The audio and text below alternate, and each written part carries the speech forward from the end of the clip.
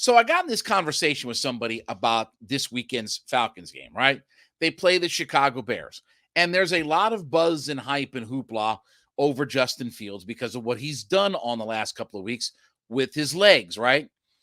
325 yards on 28 carries over the last couple of weeks. It's outstanding.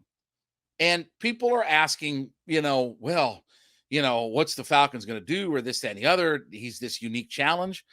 Is he, though? Can I tell you, if we're being honest, Falcons don't stop anybody. First off, when you look at Justin Fields' passing numbers, take yesterday's passing numbers.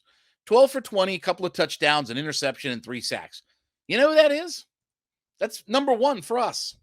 That's what our guy does. 12 of 20, $167, Now, again, he might run for 45, 50, 60 yards. May not be 147. But here's the thing.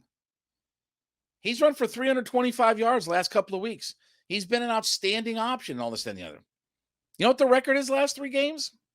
0-3. They've lost 3 straight.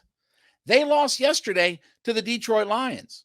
And it's not a matter of blaming somebody or whatever or this, that, and the other. They're not a very good football team. I don't care if they got Justin Fields quarterback and Sid Luckman, Jim McMahon. I don't care what they're not a very good football team overall. So is Justin Fields this unique challenge or whatever like that? No more than what we see on a week-to-week basis. Did you think Dante Foreman was going to be the challenge that he is? And he's run for 350 against the Falcons. I get what Fields has done. I understand how good he's been with all of this. I understand completely that he's been outstanding with his legs. His passing has been basically the same as what Marcus Mariota is. But they're 3-7 on the season. Does that mean the Falcons can beat them? Yes. Does that mean the Falcons can lose to them? Yeah, duh. We just lost to Carolina. We just lost to a Panthers team that doesn't have a whole lot of talent. And they found a way to just run it right down our throat. So, look, Justin Fields, no doubt, is a problem. And there's no doubt that he provides some different challenges. But as a team, they're not very good. I mean, look at let's start with our defense first, and we'll preview the game later in the week on that. But we give up the most total yards in the NFL, the most passing yards in the NFL. Where I think 11th most rushing yards, or maybe 11th fewest rushing yards in the NFL.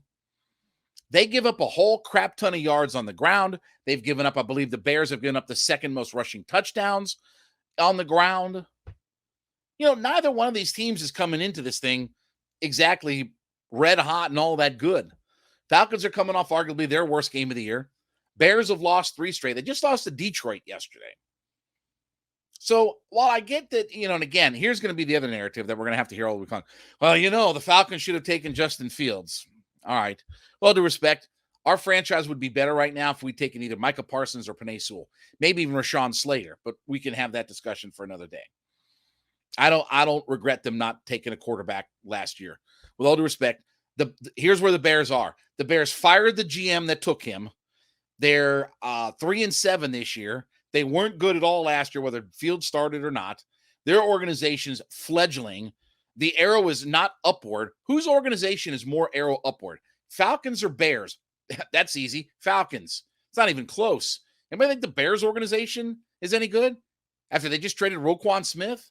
Anybody think that their organization is arrow upward even with Justin Fields? It's not. It's not. They're not a better organization. That's why I got mad about bringing in all of these Bears players and Ryan Pace and those guys. They're not a better organization than what the Falcons are. Their owner's not better than what the Atlanta Falcons are.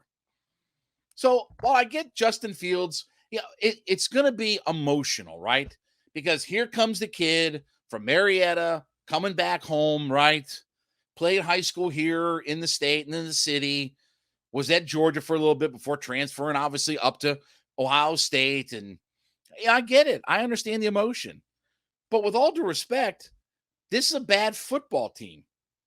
We talk about the idea of, if Arthur Smith is going to tell us, as he did in his press conference, that, hey, we're not changing quarterbacks or anything like that because we're still in the hunt. It's not time to panic. We're still in the hunt. We're still in the playoff mix.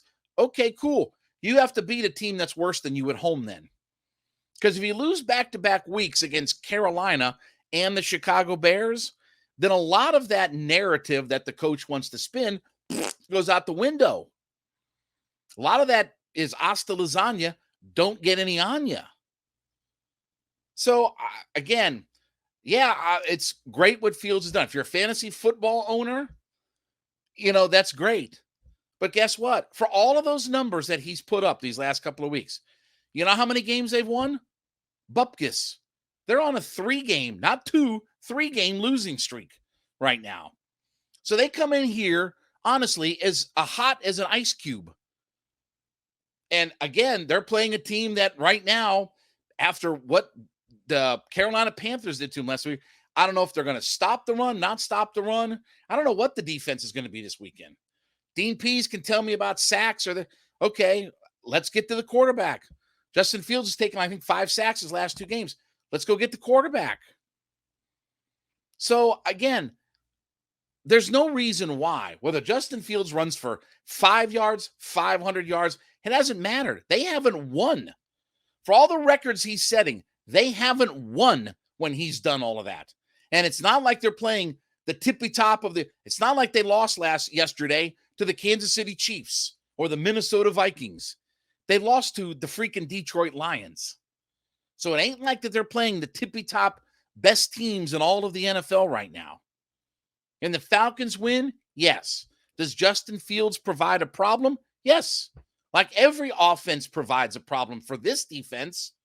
The defense that was supposed to be top 10 and all the stuff that we're making progress and all this and the other, the coach. And I love Dean Pease. I think he got out in front of his skis a little bit about where they are, where they can be. But Justin Fields, it is what it is. They can beat him. Obviously, you can beat the Bears if he runs for 170 yards. You can beat the Bears if he runs for 150 yards. What you can't do is let him throw it all over the yard. You turn the football over, can't sack the quarterback. If you can't do any of those things, you basic things that you have to do week in, week out, won't matter. Won't matter who's back there. It could be Mike Tomczak back there. If you let all quarterbacks go off on you and huck it all around in the NFL, you'll lose. So I know it's going to be emotional. We'll see what happens with Justin Fields this weekend, but we'll preview that game, obviously, a little bit later on in the week. All right, we remind you, after you've made Hittin' Hard with Jon Chuckery your first listen, make sure you make Locked On Sports Today your second listen. Biggest stories of the day, instant reactions, big game recaps, and the take of the day. Available on our Odyssey app, YouTube, or wherever you get your podcast from.